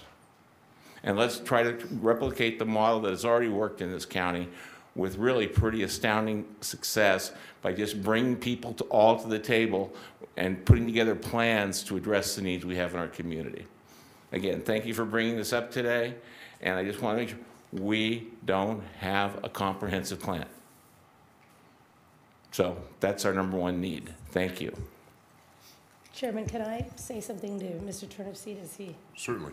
Mr. Turnipseed, we started that dual enrollment at Arvin High with 30 kids, if you remember. And I was kind of astonished that it was such a small group, a little brokenhearted actually. And to learn 2 weeks ago that its extension into the Kern High School District is now the largest dual enrollment program in the state of California. Started, Mr. Turnipseed, when you called Sonia at the community college and said, this is all of our problem. You got your friends to the table. I got my friends to the table.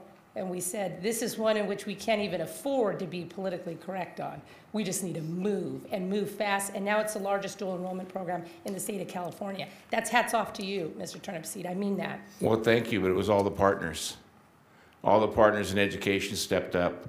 And an important part of that was we have roadblocks. You talked about legislation and things.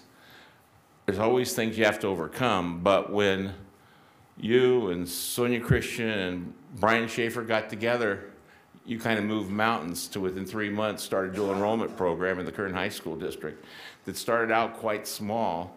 Spring semester of last year, there were 5,000 students taking dual enrollment classes in Kern High. They expect it to top out at 10,000 when they can get enough teachers qualified to teach college credit in the classroom. We're at 9,500 right now. So it's growing exponentially.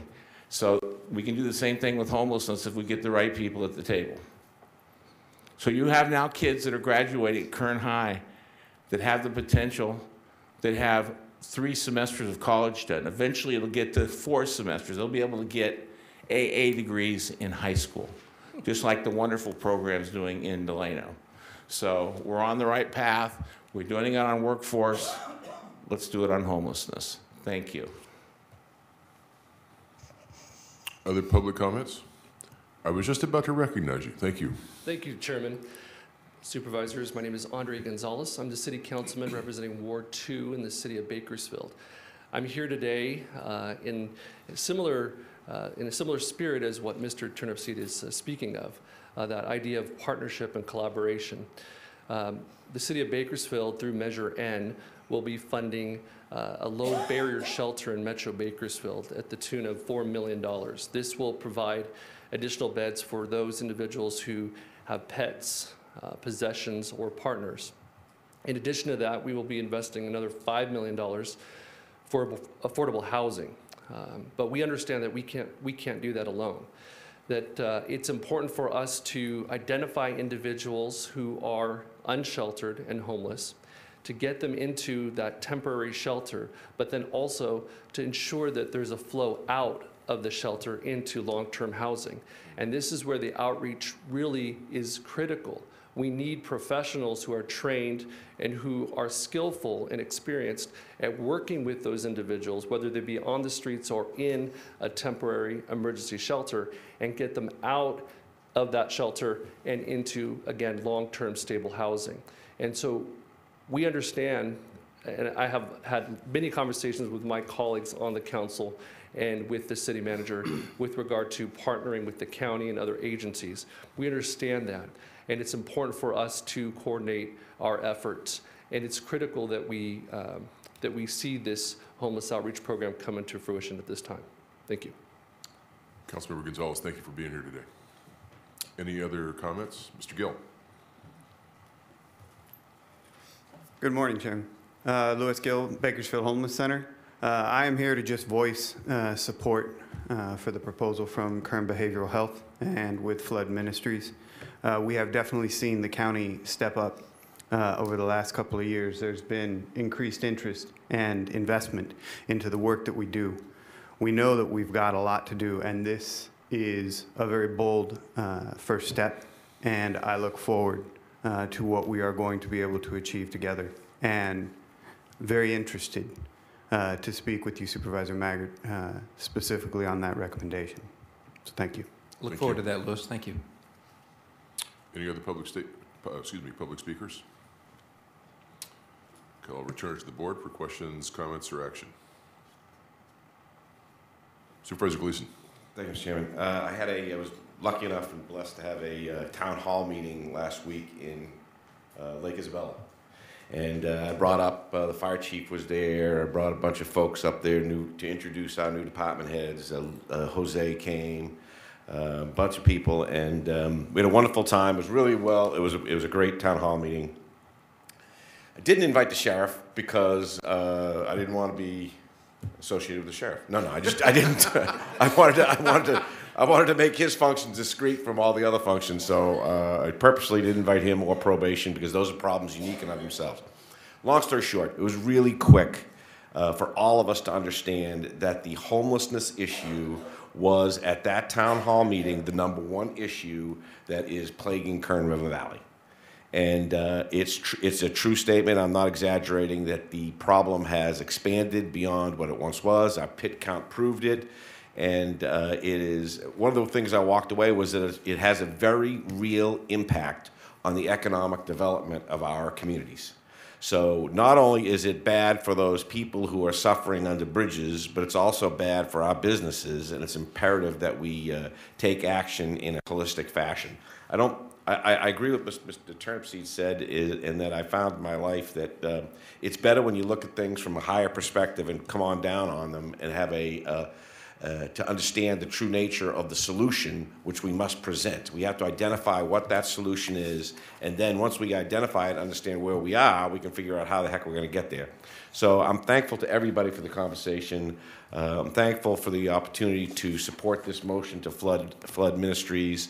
I see it in District 1 throughout my district, whether it's Ridgecrest or Kern River Valley. It is a plague that's getting worse. We need to take action. I like the idea of Supervisor Maggard volunteering to be our leader, and I eagerly look forward to supporting you, Supervisor Maggard, if I can be of any way to help get this thing going in a more holistic fashion from a strategic perspective. I would like to offer my support in that.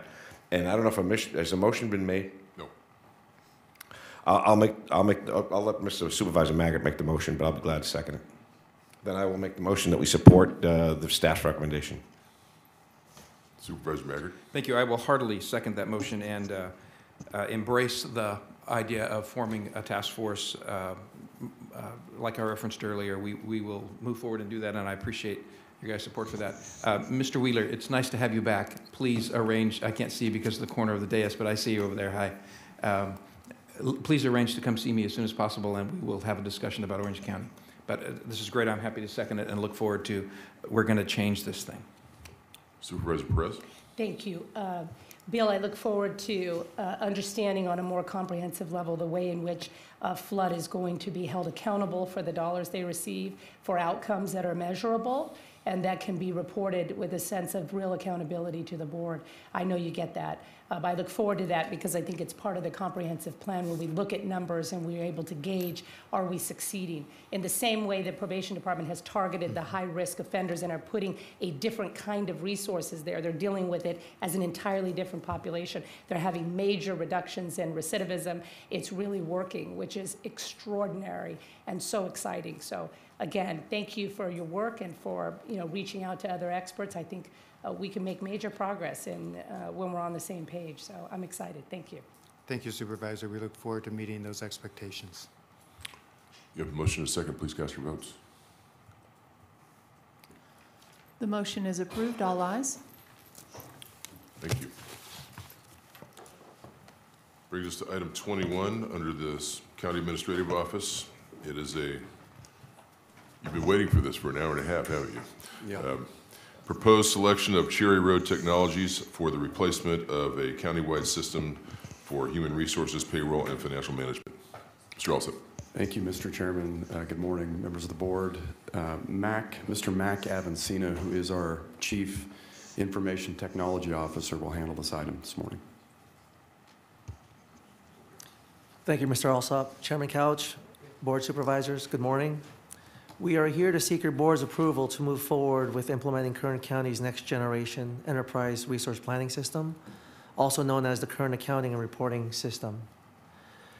On March 1st, 2016, the CIO office, in conjunction with the County Technical Advisory Committee, presented your board the results of a third-party technology assessment, highlighting the need to replace our legacy financial management and HR systems.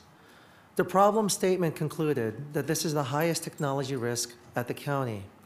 And to quote the summary before you, the systems are difficult to maintain, there are limited resources available with subject matter expertise, and this is a critical enterprise application for the county's financial health and employee well-being. Our ERP selection process included a detailed analysis and evaluation of products, technical and functional specifications, resulting in our recommendation to select Cherry Road Technologies as our integration partner using Oracle Corporation's cloud-hosted platform for HR, payroll, and financial systems. We gain greater efficiency and reduce redundancies through the standardization of our business process, resource management, and support operations across our county. Some notable benefits include standardization, allowing our county to deploy new capabilities and improved methods of working through a common system of record. This concept is what is known as a single source of truth and is the foundation of a successful ERP solution. Secondly, it increases our productivity as it simplifies access and management of the systems, resulting in consistent, repeatable customer experiences.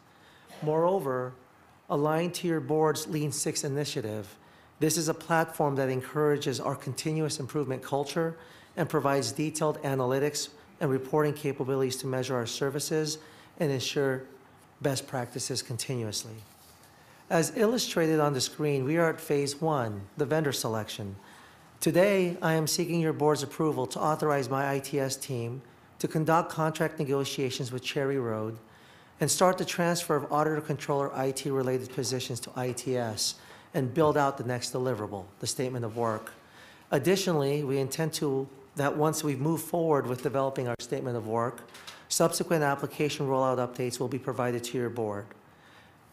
This concludes my presentation, and I'll defer to your board for questions. Thank you. Thank you. Are there any members of the public that would like to make a comment on this item? Good morning.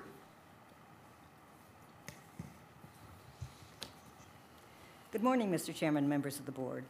Mary Bedard, Auditor Controller.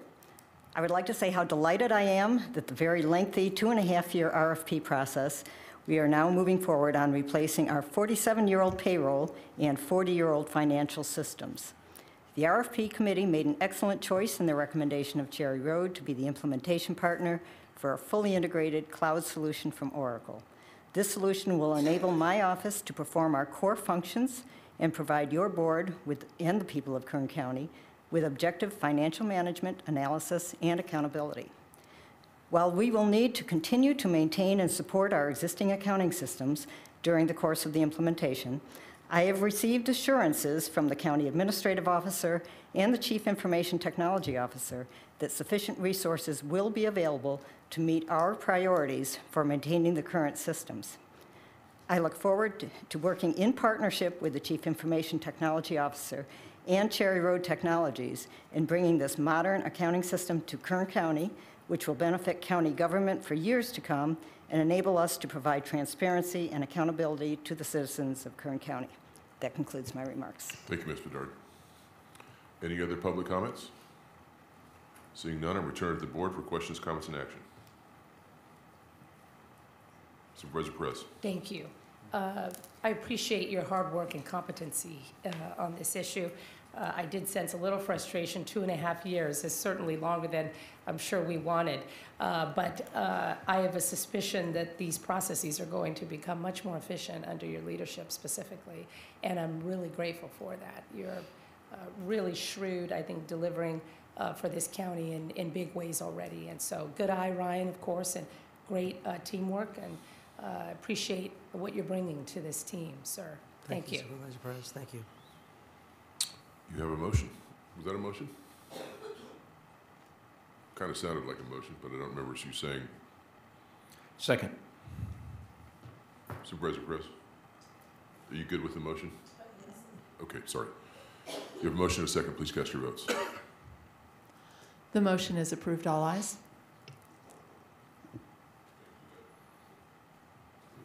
Takes us to item 22. Under the Fire Department, it's a proposed agreement with Bell Helicopter Training Academy. Chief Witt, good morning. Good morning, Mr. Chairman and Board of Supervisors. Before you is a proposed agreement containing non-standard terms and conditions with Bell Helicopter Training Academy for fire pilot training. The Kern County Fire Department has 3 full-time pilots and 3 part-time pilots that operate 2 UH-1H medium helicopters. Annually, these pilots receive Bell Helicopter flight training to enhance their knowledge and skill to safely and effectively fly our helicopters during normal operations or in the event of an emergency. This training provides our pilots with the discipline and sound judgment needed for difficult flight maneuvers associated with hoist rescues and water dropping activities. Moreover, the use of firefighting helicopters is an essential component of the department's wildland program. This proposed agreement has been reviewed by County Council and could not be approved due to the non-standard terms and conditions.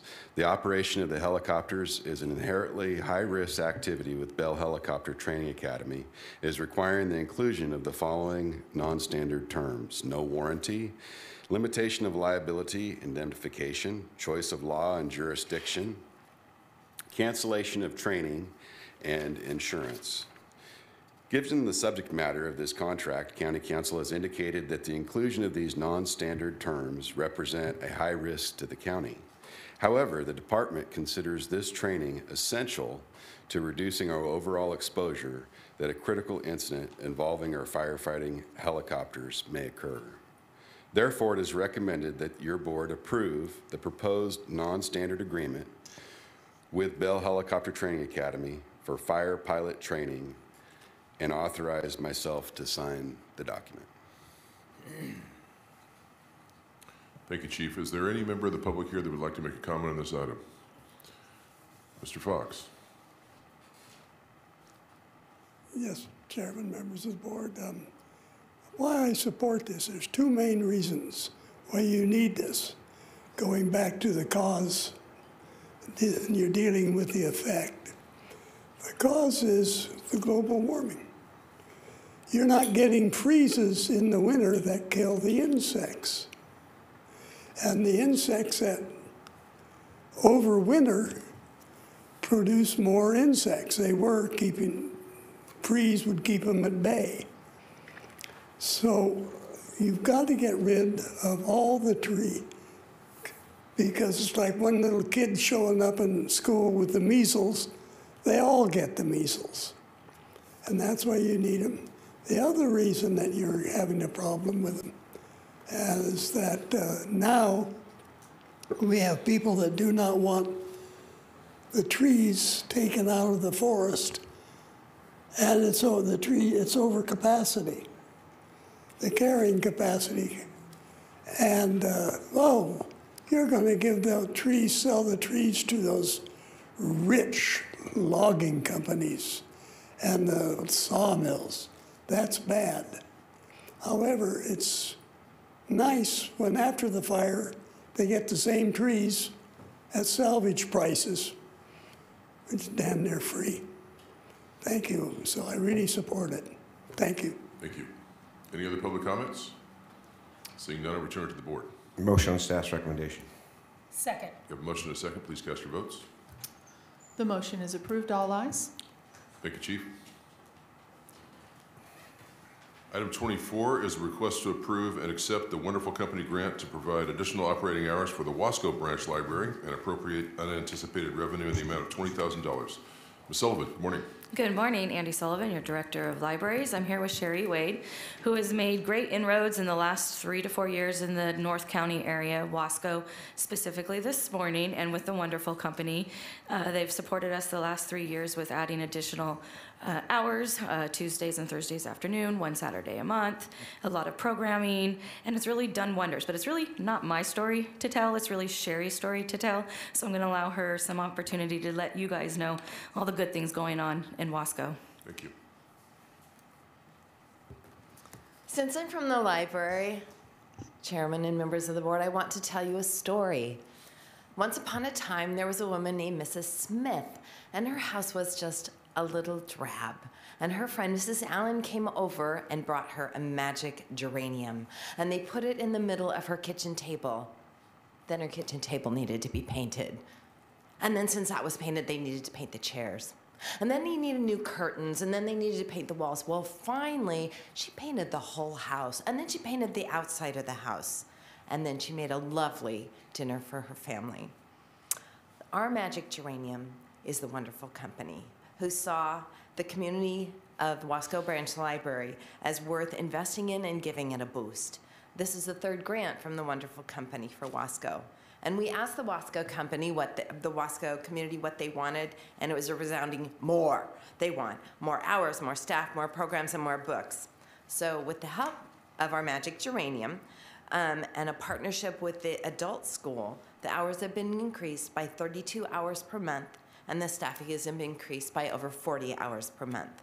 With this year, this grant, we are establishing a seed library, a clean and healthy cooking class by a Wasco chef, a book group, movies, STEM kits, a teen advisory board and teen programs.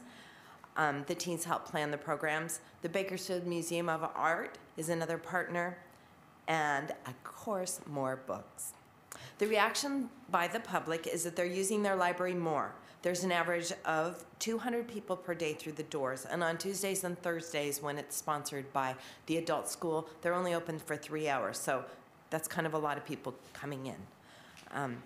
They're requesting twice as many books the community is through interlibrary loan, and the circulation is nearly at 1,000 per month. There's been an average of 26% in summer reading programs, and we went from doing 1 program or story time a week to something happening every day at the Wasco Branch Library. Every day somebody comes in and gets a new library card. During the summer, it's usually 2. The walls have not been painted in Wasco like they were with Mrs. Smith, but we have been given new furniture. Well, it's new to us from other departments, and that has spruced up the inside. And we've enlisted some volunteers to help us clean the used furniture. So we're really pleased because that's a very, very vast improvement over the 1960s orange chairs with rips in them with the foam showing. Yeah, well, I don't. So as we think about children, the children's brains, they develop more and faster at any time of their life during those first 5 years. Their early experiences, their relationships, the thing they see, hear, touch, smell, taste, those all stimulate their brains and create millions of connections. That's when the foundation for learning is laid down. And libraries nurture this development, as over half of our business is serving children. They are our hope for the future. The public there in Wasco has solidly demonstrated by their increased use of the Wasco Branch Library the importance of libraries in their lives for lifelong learning and as a community gathering place. Thank you. Thank you, Ms. Wade. We need a motion to accept this. Is there anybody here that would like to make a public comment about this? Seeing no opposition, I'll return it to the board. Thank you guys for your hard work. Can I make that motion? It's in the 4th District. I would move approval. Second. Thanks, Andy. Please cast your votes. I love that wonderful company is the new geranium. That's good. Yeah. Thank you very much. I think that takes us to the end of the... Excuse me, Mr. Maggard, can you try one more time? There we are. The motion is approved, all ayes. Thank you. Now we're there. All I need now is we're at the end. Need a motion to adjourn to closed session. Without objection, we're adjourned. Thank you.